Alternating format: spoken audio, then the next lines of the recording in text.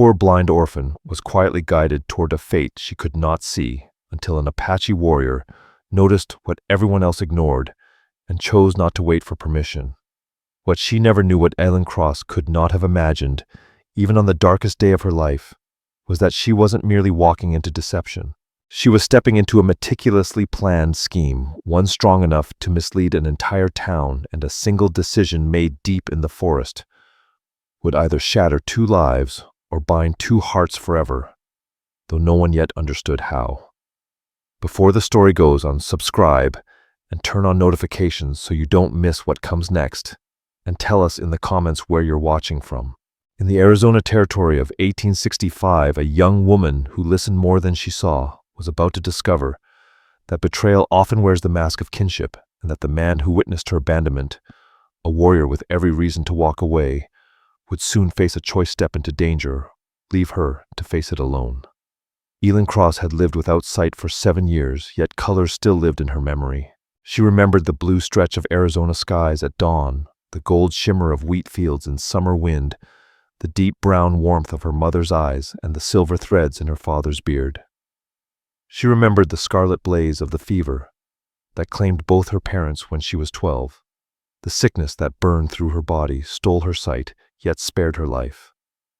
At 19, Ellen lived by sound, touch, and scent. In her small room inside her cousin's house, she moved by counting steps, 7, from bed to door, 12 from door to window. Morning announced itself by a rooster's cry and the gentle heat of sunlight on her skin. What Ellen could not see was the bitterness in Sybil Cross's eyes whenever she looked at her. Sybil was her cousin, the daughter of her mother's elder sister. After Henry Cross and Margaret Cross died, leaving behind a valuable 120-acre property with a natural spring, Sybil's parents, known in town as the Cross Guardians, had been appointed Ellen's caretakers. The land was untouchable until Ellen turned 21. The will had been explicit. Until that day, Sybil's father controlled the property, collecting rent from tenant farmers and quietly growing the profits. Only 2 weeks remained until Ellen's 21st birthday, 2 weeks until the land would legally become hers, and the income Sybil's family had lived on for 7 long years would vanish. Sybil had no intention of allowing that future. "Ellen, dear," Sybil said softly as she entered the room that morning, her voice smooth as warm honey. "I brought your breakfast." Ellen turned toward the sound, her hands lifting instinctively to accept the tray. "Thank you, Sybil. You're very kind."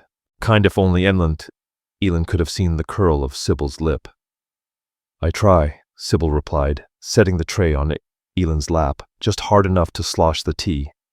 "After all, your family. Even if you are a burden we never asked for." The words were light, almost playful, but sharp underneath. Ellen had learned that Sybil's cruelty always came dressed as affection. "I won't be in your way much longer," Ellen said quietly, testing the warmth of the cup with her fingers. "In 2 weeks I'll move to the property. I'll hire help. You won't need to look after me anymore." Sybil laughed, a brittle sound like glass snapping. "You honestly think you can run a farm?" she said. "You're blind.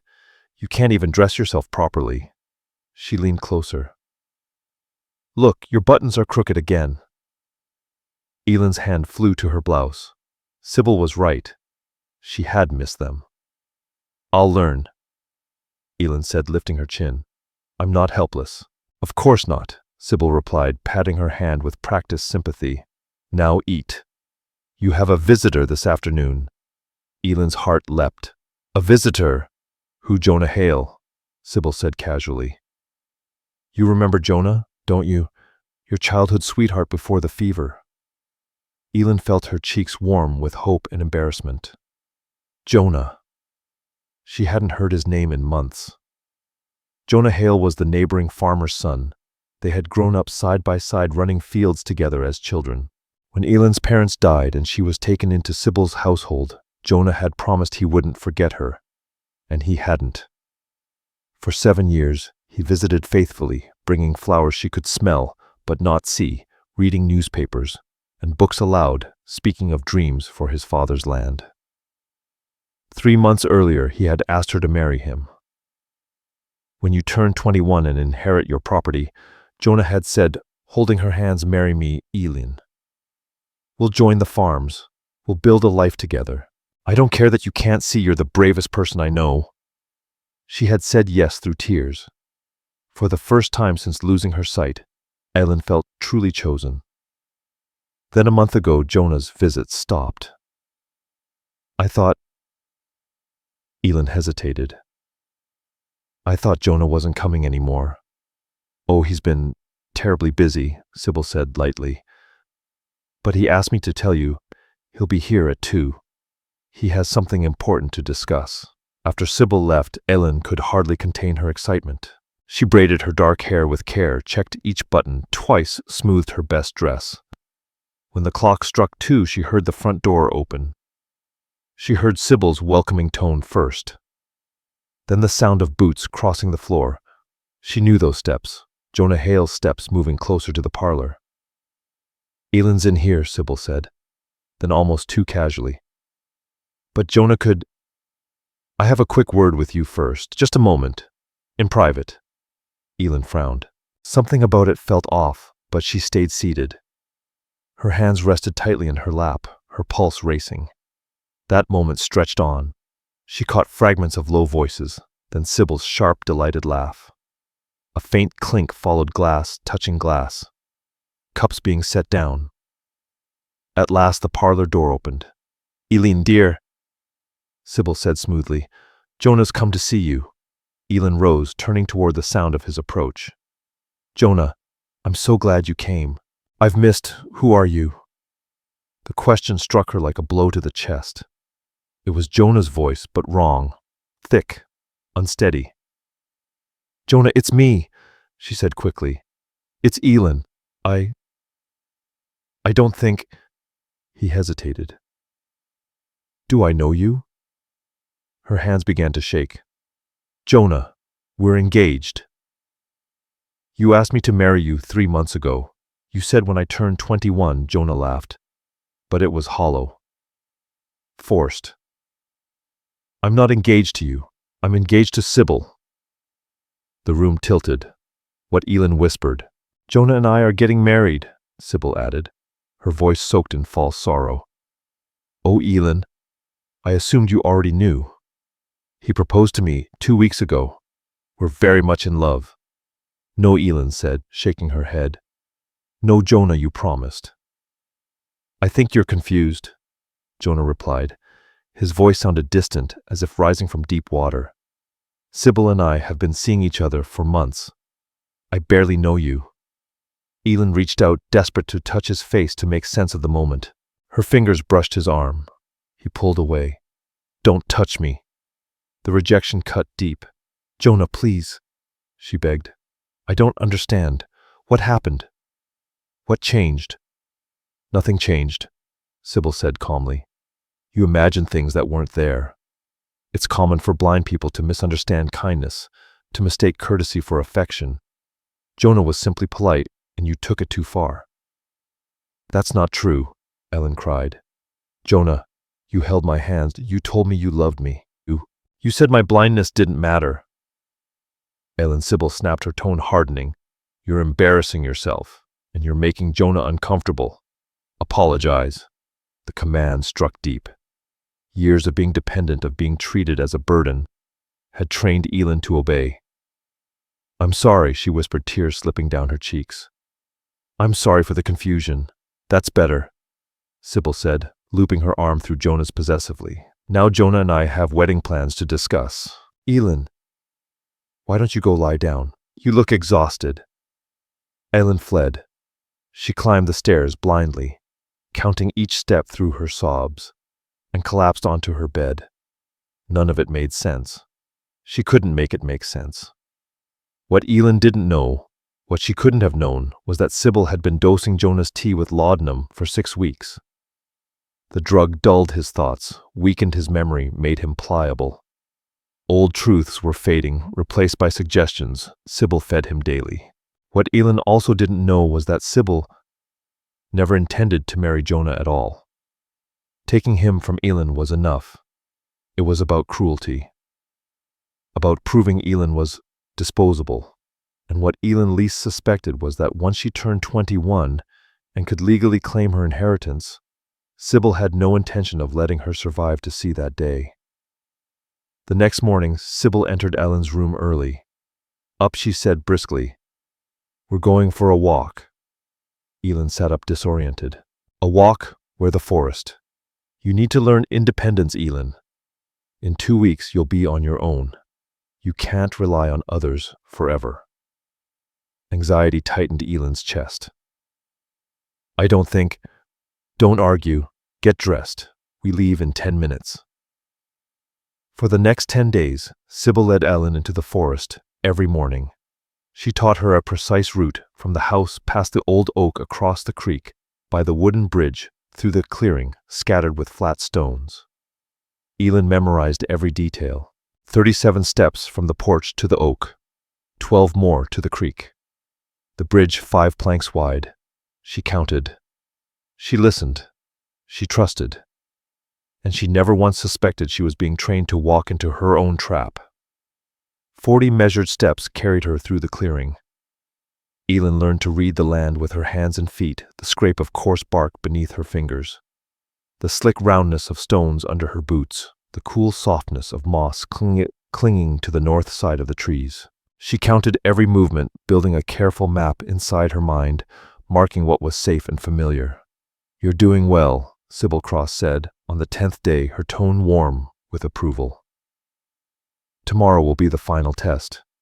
You'll walk the trail on your own and I'll follow from a distance, just to be sure you've truly learned." A small spark of pride stirred in Elin's chest. Maybe Sybil was right. Maybe this was independence. Maybe once she had her own home, everything would finally be different. That night, Ellen packed a modest bag with the few things she owned. In 2 weeks, she would turn 21.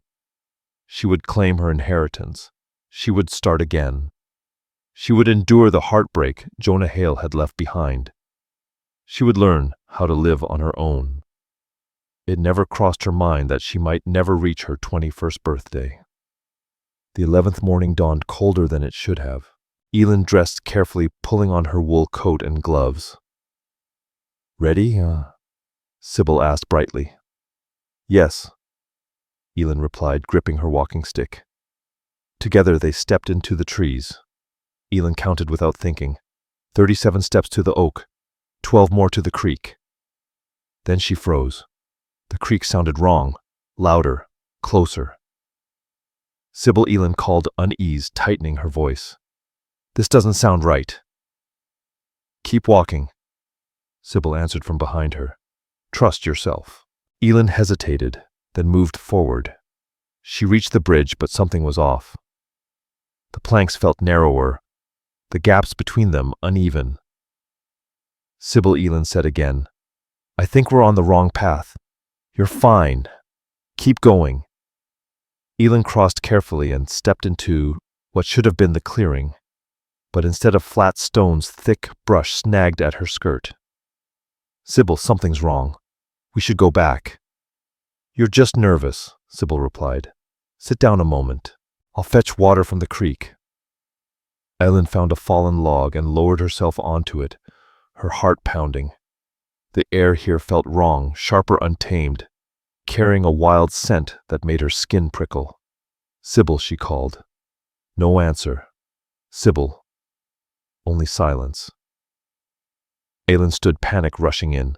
"Sybil, where are you? This isn't funny." The forest answered with nothing but wind and distant water. And then the truth struck her all at once. Sybil had left her. She had led her deep into unfamiliar woods and walked away. Sybil, Elin screamed. "Please come back." Her voice echoed back at her, hollow and cruel. She tried retracing her steps, but without her landmarks, she was lost. She pushed through tangled brush, stumbled over roots, scraped her hands against splintered bark. After what felt like an hour, she collapsed, shaking with exhaustion and fear. Then she heard it. A low growl, then another, then more. The smell reached her musky, sharp, predatory. Wolves. Elin's breathing turned shallow. She couldn't see them, but she could hear them circling, closing in. She grabbed a fallen branch and held it out like a weapon. "Stay back!" she shouted, her voice breaking. The growls deepened. She heard paws crunching leaves, felt hot breath in the air. She swung blindly, struck something that yelped. But there were others. Too many. "Please, Elin," whispered, tears streaming down her face. "Please, someone help me." The wolves drew closer. Elin pressed her back against a tree, clutching the branch with trembling hands, waiting for the end. She thought of Henry Cross and Margaret Cross, of Jonah's betrayal, of Sybil's cruelty. "Nobody ever wanted me," she said aloud, her voice empty. Sybil was right. "I'm just a burden. Maybe this is better." Then an arrow cut through the air. It whistled past her ear and struck flesh. A wolf cried out, then fell silent. More arrows followed. The sound of something large moving fast through the forest. Voices shouted in a language Elin didn't know. The wolves scattered, yelping in terror. Strong hands caught her shoulders, just as her knees buckled. "You're safe," a deep voice said, accented, but steady. "I've got you." Elin's hands lifted instinctively to his face, the only way she could see. Her fingers traced high cheekbones, a firm jaw, long hair pulled back. "Who are you?" she gasped. "Kyle," he said. "Apache. Are you hurt?" I don't think so. I'm blind. I can't see. My cousin left me here. I was lost." Kyle's grip tightened, steady and sure, and now he said quietly, "You're not." "And the wolves are gone," Kyle said firmly. "You're safe now. I swear it." At the sound of certainty in his voice, Elin Cross broke down. Tears poured freely as the weight of terror finally released. This stranger, this Apache warrior who owed her nothing, had stepped into danger without hesitation and saved her life. And in that fragile moment, something inside Elin's shattered heart began slowly and quietly to mend. Kyle had been tracking signs of intruders for nearly 2 hours when the scream cut through the forest. At 31, he was among the most skilled scouts of his people, patient, sharp-eyed, and deadly when the moment demanded it. He was also the only son of Tenoch, trained since boyhood to one day lead. That morning, Kyle and 3 other warriors had spotted smoke drifting near the edge of their territory. Smoke meant settlers, and settlers often brought trouble. They moved carefully, bows ready. But when Kyle heard a woman scream, raw with fear, followed by the unmistakable snarls of wolves, he didn't pause to think. He ran. What he saw stopped him cold. A young woman, clearly blind from the way her eyes failed to follow movement, stood backed against a tree. She clutched a broken branch, pitiful protection against 5 timber wolves, circling in for the kill. Kyle loosed his arrow on instinct. The shaft struck the alpha cleanly. Seconds later, the other warriors surged in, driving the remaining wolves away with arrows and fierce shouts. When the forest finally fell silent, Kyle approached her slowly. She was shaking uncontrollably, tears streaking her face. "You're safe," he said quietly. "I've got you." She lifted her hands to his face, an unfamiliar gesture, until he understood. She was blind. This was how she saw. After calming her and giving his name, Kyle carefully lifted her into his arms. She weighed almost nothing, far too little. Hunger showed in every line of her body. "My horse is nearby," he told the others in Apache. "I'm taking her back to the village. This wasn't an accident. Someone left her here to die." The eldest warrior, Orphan, frowned. "What makes you so sure?" Kyle nodded toward the ground. "Look at the tracks. 2 people came this way this morning. Only one left. And her boots, good leather, barely worn. She didn't wander out here on her own." Rokan's voice dropped. "White people's trouble brings danger. Leaving her to die brings worse," Kyle replied without hesitation. "She comes with us." The ride back to camp took half an hour. Aylin clung to Kayel's waist, her forehead resting against his back.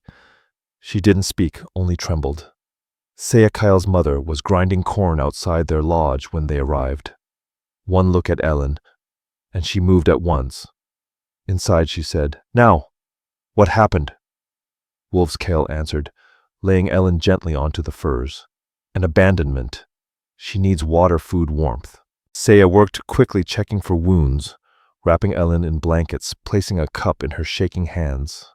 "Thank you," Aylin whispered. "Thank you so much. You are safe here," Saya said gently in English. "No one will harm you." Aylin's face crumpled. "My cousin Sybil Cross, she brought me into the forest. She said she was teaching me to walk alone.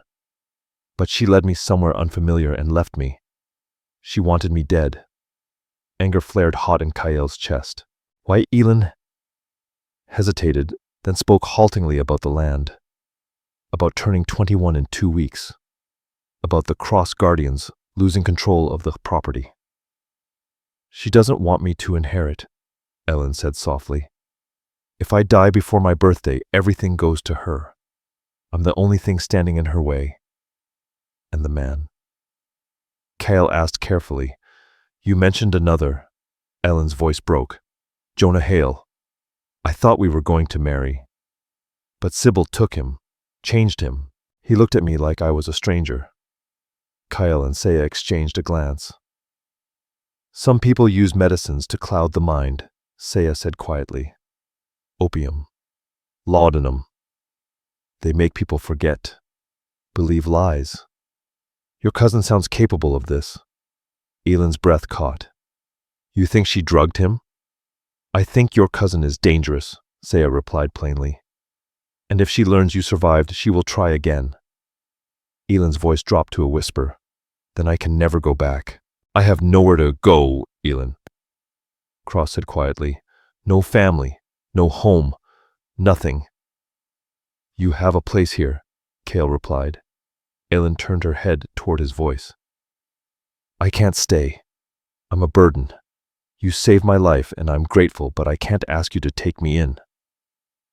"You're not asking," Kayel said evenly. "I'm offering.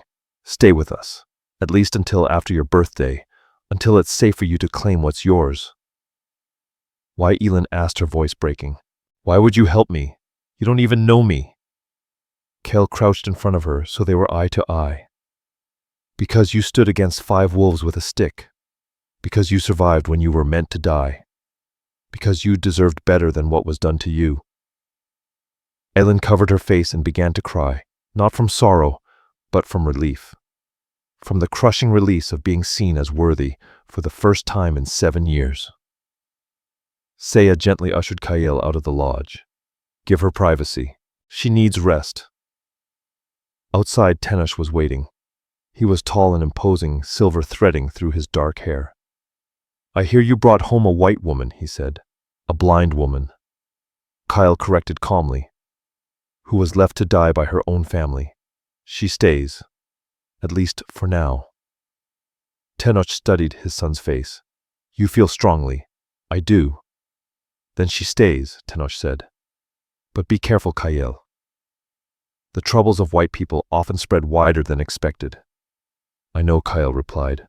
Yet as he walked away, Kayel realized he didn't truly care about the trouble that might come. Something in Aylin's quiet courage, her dignity in the face of cruelty, had reached him deeply. He didn't know it yet, but he was already falling in love. Aylin remained with the Apache, and to everyone's surprise, she thrived. Within a week, she learned to move through the camp by sound and touch alone. She memorized the steps between lodges, the textures of paths, the distinct rhythms of each family's cook fire. Saya began teaching her medicine work, and Aylin's sharpened senses made her a natural. She identified herbs by scent, felt subtle differences in leaves and roots, wove baskets by touch with growing confidence. Her fingers moved faster each day. She learned Apache as well. Aylin had always had an ear for language, and her blindness made her an attentive listener. Within a month, she could manage simple conversations. Within 2, she was helping Saya teach the children. The tribe, wary at first, slowly accepted her. The children loved her most because her games didn't rely on sight. Listening games, touch games, memory games.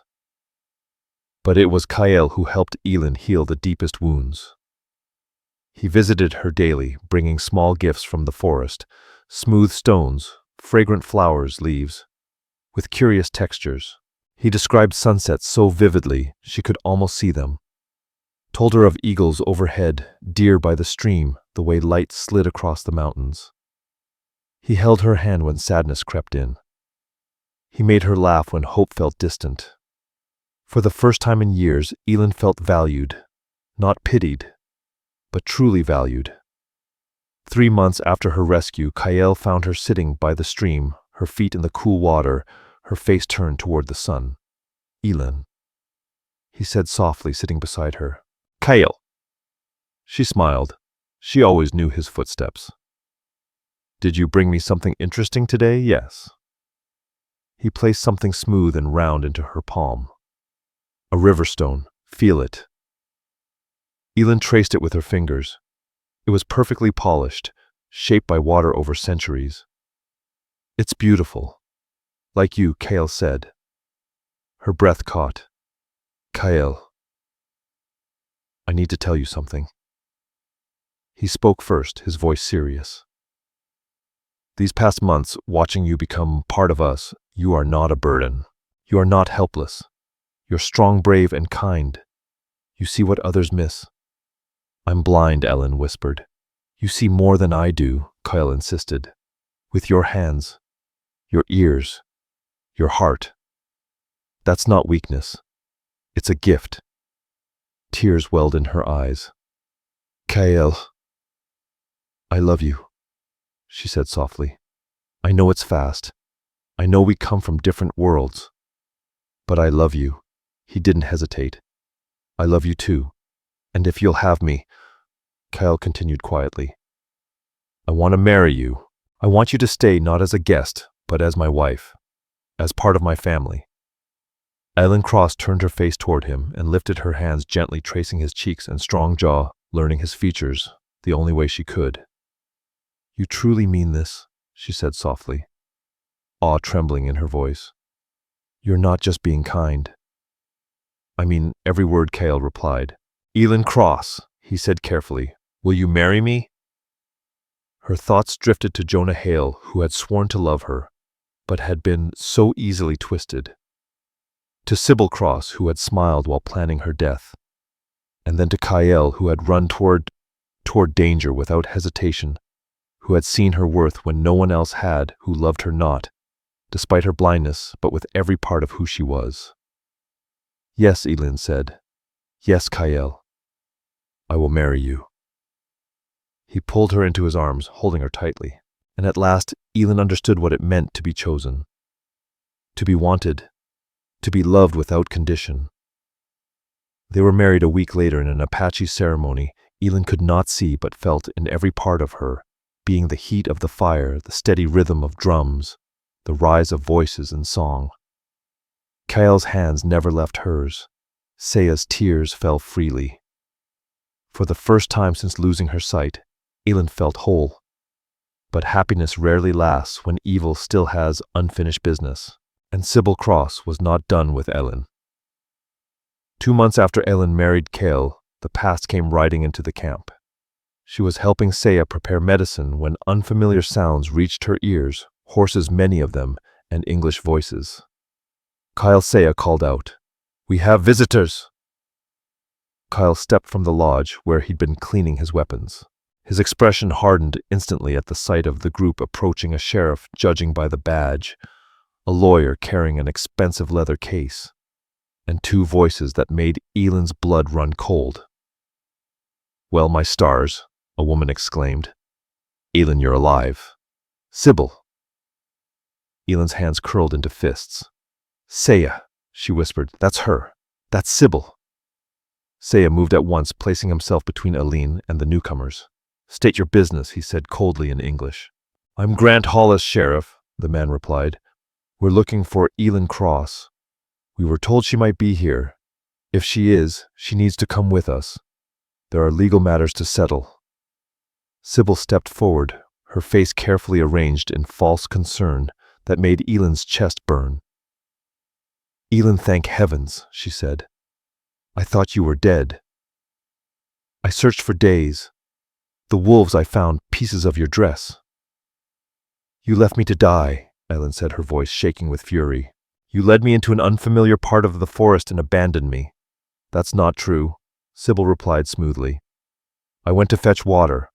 When I returned, you were gone. I called for hours." "Liar," Elend said, taking a step forward until Saya's hand rested gently on her shoulder. "Easy," he murmured. "Let her speak." The sheriff shifted uncomfortably. "Miss Cross, your cousin has been deeply worried. She claims you have been missing for months." "I wasn't missing," Elend said firmly.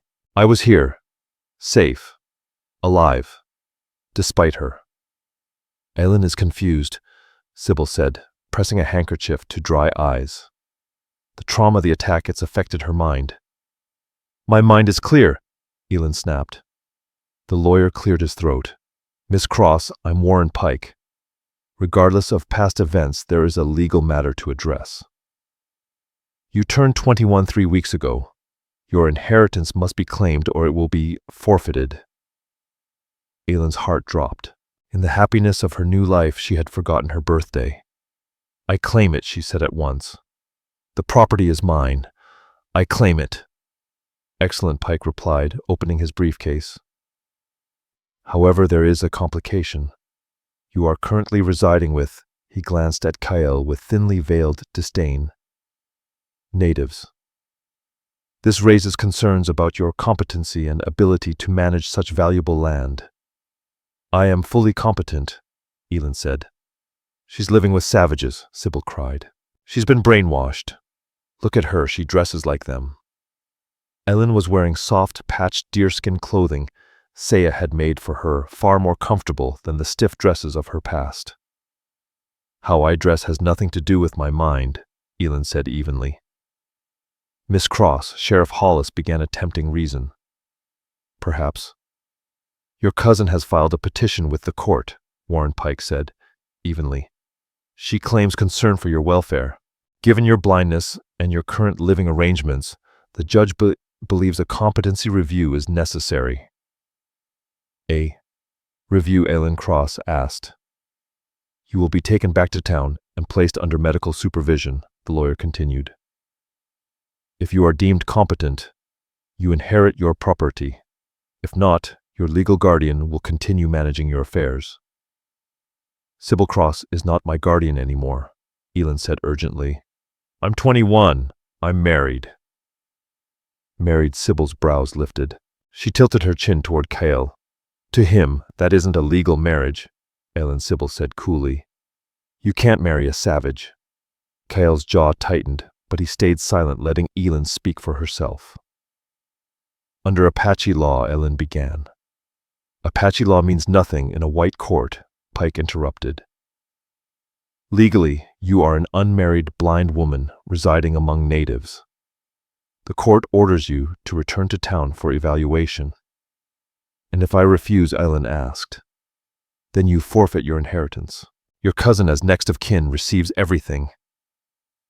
The trap snapped shut around her. Sybil had arranged this flawlessly. If Elend stayed, she lost her parents' land. If she went, she returned to Sybil's control. "I'll go," Elend said at last, "but only for the evaluation. After that, I'm coming back." "Of course, dear," Sybil replied sweetly. "We only want what's best for you." Kale pulled Elend aside. "Don't do this. It's a trap." "I know," Elend whispered. "But if I don't go, I lose everything my parents left me. I have to try. Then I'm coming with you. You can't. They'll say you're influencing me. I have to do this alone." She reached up, touching his face. "I'll be fine. It's 2 weeks." What can she do? In 2 weeks. Kale looked at the waiting group, Sybil's false smile, Grant Hollis's discomfort, Pike's cold calculation. "She can do a lot," he said quietly. "And I don't trust her not to try." But Elend had already decided. 2 hours later, she rode back toward the town she had fled months earlier. She didn't see Kyle watching her go dread heavy in his chest. She didn't see Sybil's triumphant smile when the sheriff looked away. She would soon learn Sybil still held one final card, one last devastating move. They placed Elin in the town orphanage, a grim building that smelled of boiled cabbage and hopelessness. For her protection, the judge said, until her mental state could be properly assessed, Elin was given a small room on the second floor. She memorized it quickly, 8 steps from door to window, 5 to the narrow bed, 3 to the wash basin. Each day doctors came. Their questions were traps. Can you dress yourself? Yes. Prepare meals? Yes. Manage finances? I can learn, but you can't see numbers. You can't read contracts. You can't verify what you sign. I can have someone I trust read them to me.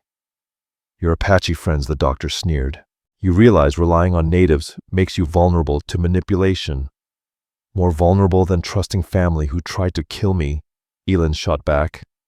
The doctor scribbled a note. Paranoid delusions involving family members. For 3 days it continued. Every answer Elin gave was twisted into proof of incompetence. On the 4th night, she heard her door creak open. Who's there? She demanded. It's me, Sybil. Elin's heart raced. What are you doing here? You're not allowed. The guards know me, Sybil said. Her voice shed all sweetness. I bring them wine every night. Good wine. What do you want? Sybil closed the door.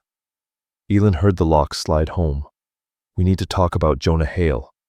Elin's breath caught. What about him? He's dying, Sybil said flatly. I misjudged the dose. His body is failing. He has perhaps a week. Elin felt sick. You're killing him. It wasn't meant to go this far, Sybil replied lightly. But he became dependent, violent without it. And now, she sighed, it's too late. Unless Elin whispered, unless you help me. Elin heard something placed on the small table beside her bed. From the weight and hollow thud, she knew it was a bottle.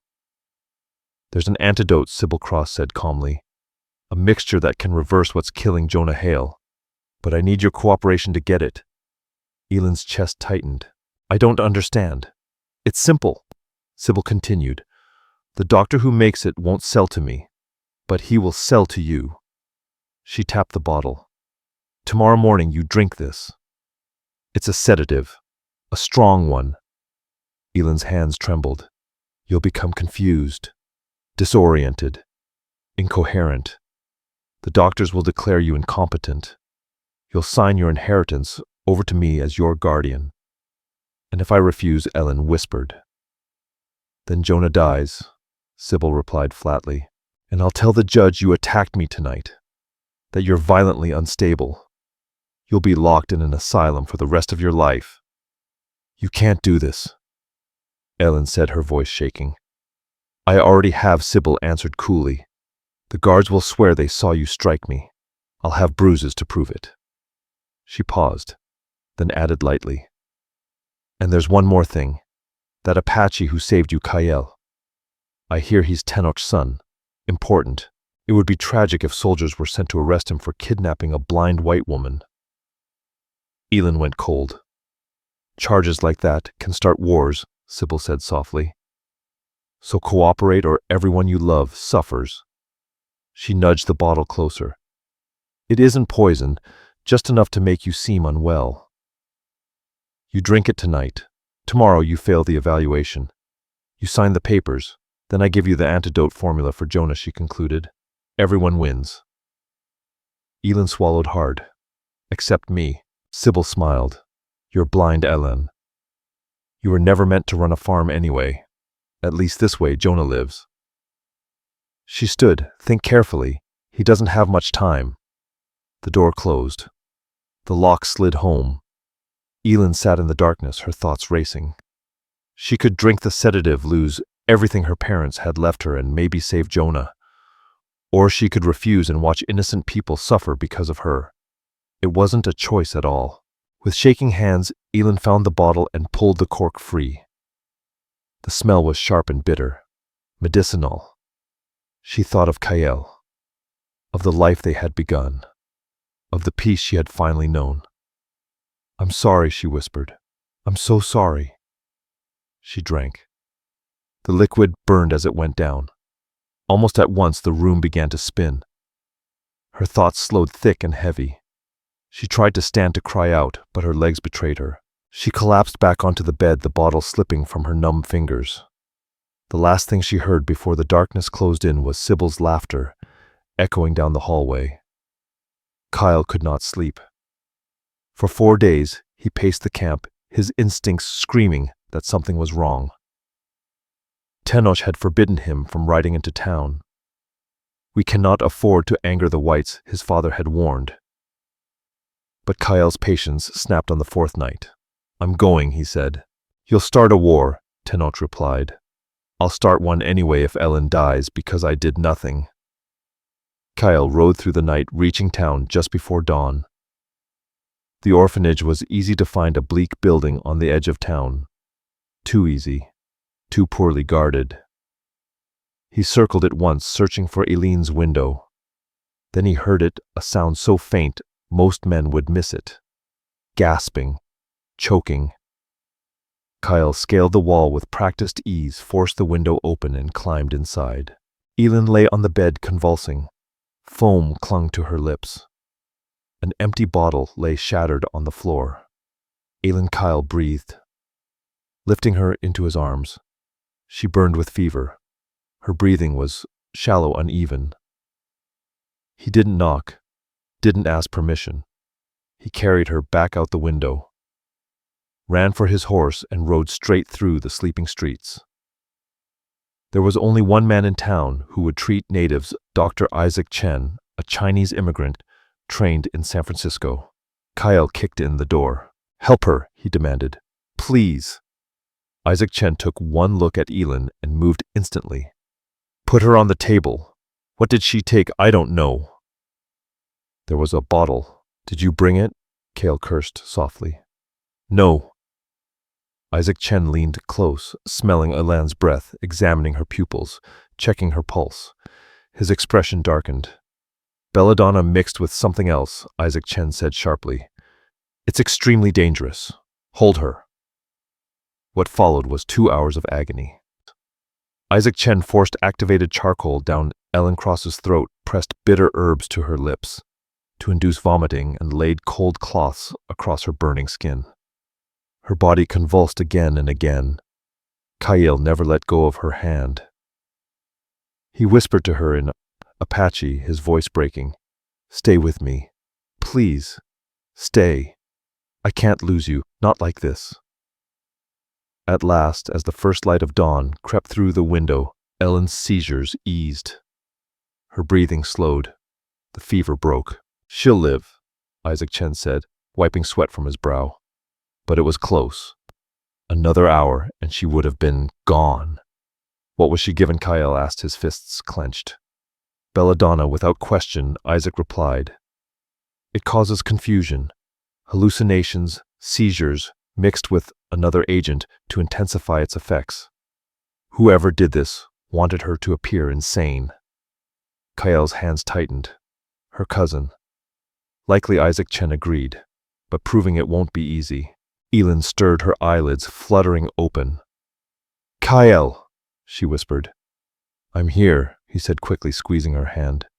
"Jonah," Ellen murmured. "Sybil said. She said he was dying, that she'd give me the antidote if I drank the poison." "Jonah is alive," Kyle said gently. "I checked.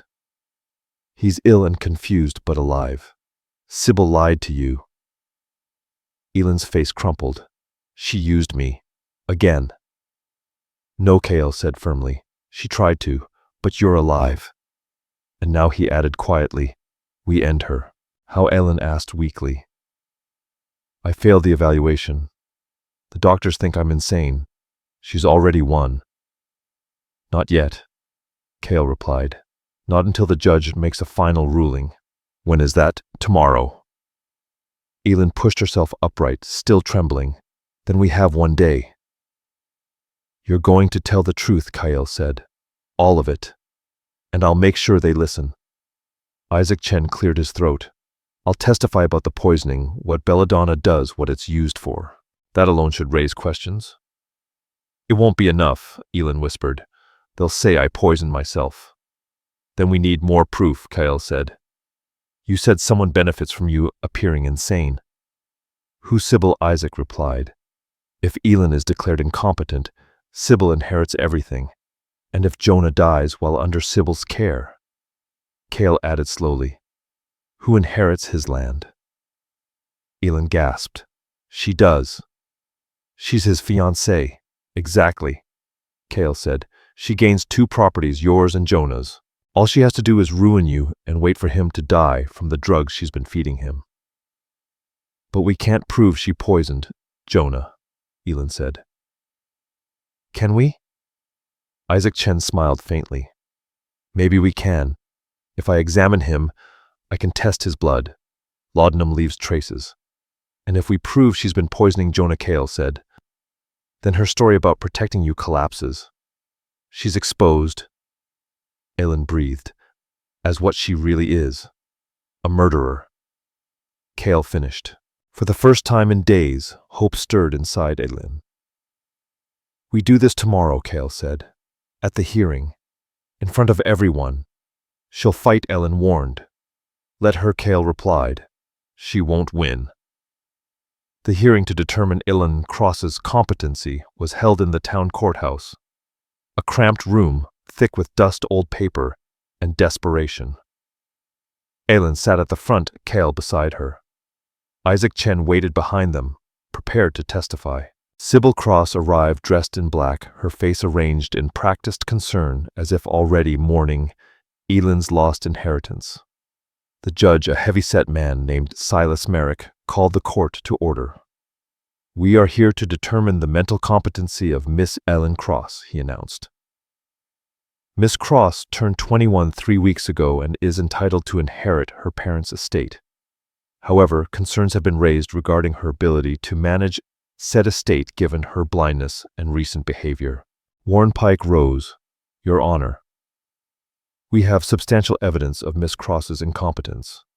She abandoned her home to live among savages, entered into an improper relationship with an Apache man who clearly exerts undue influence, and most troubling, attempted to poison herself 4 nights ago. That's a lie, Elin cried. Order Judge Merrick barked, striking his gavel. Kyle stood. Your Honor, may I speak? You have no standing here, the judge replied. Then give me standing, Kyle said evenly, because I witnessed what truly happened. The room went still. The judge hesitated for a moment, then inclined his head. Very well, Silas Merrick said, but be brief. Kale spoke without raising his voice. He described finding Elin Cross writhing on the bed, the empty bottle on the floor, the desperate ride through the night to Isaac Chen's door. She didn't poison herself, Kale said firmly. Someone else did. That's ridiculous, Sybil Cross burst out. Who would do such a thing? You, Elin said as she stood. Her voice didn't shake. It was calm, certain. You brought me the bottle. You told me to drink it. You said if I refused, Jonah Hale would die and you'd have me locked away as insane. That's absurd, Sybil snapped, but her eyes betrayed her. Fear flickered there. Your Honor, Isaac Chen said, stepping forward. I examined Miss Cross. The poison was belladonna, a substance known to cause confusion, hallucinations, and seizures. It's also tightly controlled, the judge said slowly. Are you suggesting Miss Cross's cousin poisoned her? I'm saying. Someone did, Isaac replied. And that person benefits greatly if Miss Cross is declared incompetent. Sybil gains nothing, Warren Pike protested. She only wants to protect her cousin. Does she? Elin asked quietly. She reached into her pocket and removed a cloth-wrapped object. Her fingers worked carefully as she opened it. Inside lay a small glass bottle. Kale had gone back for it at dawn. This bottle, Elin said, has Sybil's fingerprints on it. And if it's tested, you'll find belladonna, the same poison that nearly killed me. Sybil's face drained of color. I don't know how that got there. She must have planted it. I'm blind, Ellen said flatly. How would I plant evidence? Your Apache friend did it, Sybil shouted. He's turning you against your family. My family, Ellen said, her voice rising. Tried to kill me twice. First by abandoning me in a forest full of wolves. Second by poisoning me. She turned toward the courtroom, though she could not see a single face. And here's the worst part, Ellen continued. I hear everything. I always have. The room went still. When you visited Jonah, Sybil, I heard you. I heard the bottle clink when you poured laudanum into his tea. I heard you whisper to him, feeding him lies, reshaping his thoughts. Gasps rippled through the courtroom. Order Judge Merrick shouted. She's lying. Sybil screamed. Then test it, Ellen said calmly. Your Honor, I ask that Jonah Hale be brought here and examined by Dr. Chen. Dr. Chen. If his blood contains laudanum, and if Sybil is the only one preparing his meals, the truth will be obvious. This is outrageous, Warren, Pike protested. Actually, Judge Merrick interrupted. It's reasonable. Send for Mr. Hale. Have him examined immediately. Sybil stood abruptly. Your Honor, I'm not feeling well. I need to leave. Sit down, Miss Cross, the judge said coldly. You're not going anywhere. An hour later, Jonah Hale was escorted into the courtroom. He looked dreadful, ashen skin, shaking hands, unfocused eyes. Ellen, he said uncertainly. Is that Ellen? It's me, Ellen said softly. I don't... He shook his head. Everything's foggy. Sybil says we're engaged, but I don't remember asking her. I remember you. I remember loving you. Then things got confused. That's the laudanum, Isaac Chen said. He examined Jonah, quickly drew blood, and worked in silence. 15 minutes later, he looked up. Definitive, he said. His blood contains dangerously high levels of laudanum. He's been dosed consistently for months. If it continues, he'll be dead within weeks. The courtroom erupted. Mr. Hale, Judge Merrick said sharply. Who prepares your food and drink? Sybil Jonah answered slowly, clarity returning to his eyes. She comes every day, brings me tea, says it helps my headaches. But the headaches started after the tea. Every gaze turned to Sybil. She stood frozen, panic carved into her face. This is all lies, she shrieked. Ellen manipulated them all. She's not even competent. On the contrary, Judge Merrick cut in. She appears remarkably competent. Competent enough to survive multiple murder attempts. Competent enough to notice what others ignored. And competent enough to expose you. He turned to the bailiff. Cole Turner. Take Miss Sybil Cross into custody. Arrest Sybil Cross, Judge Silas Merrick ordered. On charges of attempted murder, fraud, and deliberate poisoning. Sybil lunged toward the aisle, panic overtaking her. But Cole Turner moved faster. He caught her arms, wrenching them behind her back. You can't do this, Sybil screamed. That land is mine. Mine. She doesn't deserve it. She's blind, Sybil spat. She's worthless. She is brave, Judge Merrick said evenly. And she possesses more integrity than you ever will. He turned toward Ellen Cross. Miss Cross, this court finds you fully competent. You will inherit your parents' estate effective immediately. Furthermore, I am formally recommending that Sybil Cross be prosecuted to the fullest extent of the law. Ellen felt Cale's hand slide into hers. She clutched it as tears streamed freely down her face. What about Jonah Hale? She asked softly. He will remain under medical supervision until the laudanum has fully cleared his system, the judge replied. With time and care, he is expected to recover. Jonah turned toward Ellen, clarity returning to his eyes for the first time in months. Ellen, I'm so sorry, he said hoarsely. I didn't understand what she was doing. I truly didn't. I know, Ellen said gently. None of this was your fault. Just focus on healing. As Sybil was dragged from the courtroom, still shouting, still denying, Elin finally exhaled. Is it really over? She asked Kyle. It's over, he said. You won. We won, Ellen corrected quietly. 2 years later, the land that once held nothing but a lonely spring had become a thriving community. Elin transformed the property into a school, one dedicated to blind children, a place where independence was taught instead of pity. They learned weaving, gardening, cooking, navigation by sound and touch. Apache and white children studied side by side. It was unheard of in the territory. Kyle divided his time between the school and his tribal responsibilities.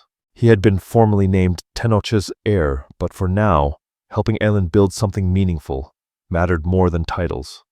On a warm spring morning, Elin stood in the garden, her hands resting on her rounded belly. 8 months pregnant, she moved slowly, but with peace. Mama, a small voice called. Yes, sweetheart, Ellen replied, turning toward the sound. Nola, 6 years old and blind since birth, rushed forward and wrapped her arms around Elin's legs. I wove a whole basket by myself, the girl said proudly. Teacher Saya said it was perfect. That's wonderful, Elin said, kneeling carefully. May I feel it? Nola placed the basket in her hands. Elin traced the tight, even weave with her fingers. This is beautiful, Elin said warmly. You should be very proud. I am. Nola laughed. I'm going to make one for everyone. As the child ran off, Elin smiled. This was why she had fought. A place where blindness did not mean weakness, where children learned their worth. You look happy, Saya said, stepping beside her. I am Elin, replied. Sybil thought my blindness made me useless. She was wrong. She paused. Losing my sight taught me how to truly see. It taught me to hear truth, to recognize strength. Limitations can become power if you learn how to work with them. Saya nodded. Wise words. I learned them from you, Elin said softly. Hoofbeats interrupted them. Then a familiar voice. Elin. Emma, sorry. What's your Apache name again? Ellen laughed. Jonah, just call me Elin. Jonah Hale had fully recovered. He had also married Beatrice Cole, a kind woman who ran the town library. Together, they were frequent visitors to the school. I brought books, Jonah said as he dismounted. Beatrice thought the children might enjoy them. And I wanted to thank you again. You don't need to keep thanking me, Elin said. Yes, I do, Jonah replied. You saved my life, even after everything. You were a victim too, Elin said gently. After Jonah left, Elin and Kyle walked the grounds, every path familiar, beneath her feet. The garden, the weaving house, the kitchen. Do you ever regret it? Kyle asked. Choosing this instead of a normal farm, Elin placed a hand on her belly as their child kicked. Not for a second, she said. This is where I belong. She turned toward him, lifting her hands to his face. You saved my life in that forest, she whispered. And together, she added, we built something that will outlive us both. But this, Elin said softly, this school, this place, this family, this is what finally gave my life purpose. Our child will be born into a remarkable world, Kyle said, placing his hand gently over hers. A better one, Ellen replied. A world where being different is not treated as weakness, where blind children are taught they matter, where Apache and white people learn to stand side by side. We're creating something that will last, Kale said. Yes, Elin agreed. Long after we're gone. That evening, as the sun dipped low, its colors unseen but felt in the warmth on her skin, Ellen gathered the students for their final lesson of the day. Tonight, she said, I want to talk about courage. She paused, letting her words settle. True courage isn't the absence of fear. It's being afraid and choosing to act anyway. Were you scared when the wolves came? Nola asked quietly. Ellen nodded, terrified. I couldn't see them, only hear them. I was certain I wouldn't survive. But you did, the child said. No, Elin corrected gently. I survived because someone braver than me ran toward danger instead of away from it. She smiled. And that taught me something important. We aren't meant to face fear alone. We're meant to protect one another. Her gaze turned toward the room, toward the children, the teachers and Kale standing quietly in the doorway. Being blind doesn't make you weak, Elin continued. Being deaf doesn't make you lesser. Being different doesn't mean you're broken. What gives you strength is how you face the world with what you have. And what gives you worth is how you help others face their own battles. What happened to the bad cousin? One of the older boys asked. The one who tried to kill you. She's in prison, Elin answered calmly. And she'll remain there a long time. She hesitated, then added softly, and I pity her. The children fell silent. She spent her entire life focused on what others had. Jealousy consumed her so completely that she never built anything of her own. That is the saddest life of all, one wasted on bitterness. Later that night, after the children were asleep and Kale had gone to tend the horses, Elin stood alone in the garden. She thought of the girl she once was, frightened, dependent, convinced she was worthless because she could not see. And then she thought of the woman. She had become strong, capable, building something meaningful. Thank you, she whispered into the quiet night. For Kyle. For this life. For learning that sometimes losing something opens the door to finding everything. The baby kicked sharply and Elin laughed. You're going to love it here, she murmured to the child within her. You'll grow up in a world where people are valued for who they are, not for what they can or cannot do. Inside the house, Saya prepared the evening meal. The scent of warm bread and roasted meat drifted through the air. Children's laughter echoed softly from the dormitory. Life moved around her, untidy, beautiful, imperfect. Elin had been abandoned twice, betrayed by blood, poisoned by envy. She had lost her sight and nearly lost her future, but she had also been saved, loved, given a second chance to build a life worth living.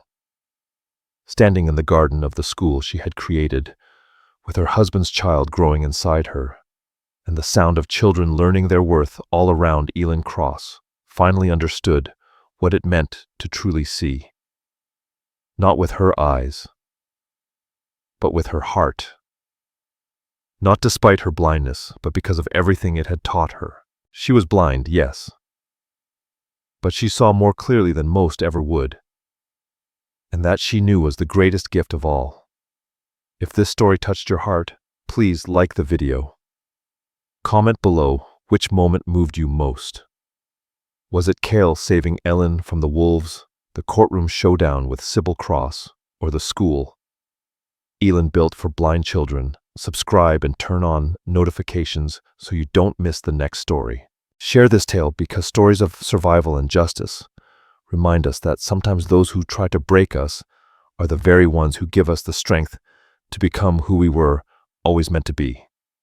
All stories are created for entertainment purposes and may include fictional elements or dramatized interpretations inspired by historical settings. We use AI tools, voiceover visuals, scripts as creative assistants. However, all content is reviewed, refined, and edited by humans to ensure emotional authenticity and storytelling quality. We fully comply with YouTube's policies regarding AI-generated content and do not use any deepfake techniques or misleading recreations of real individuals. All visuals and supporting materials are properly licensed. Sharing, re-uploading, modifying, or distributing any part of this content in any form requires written permission.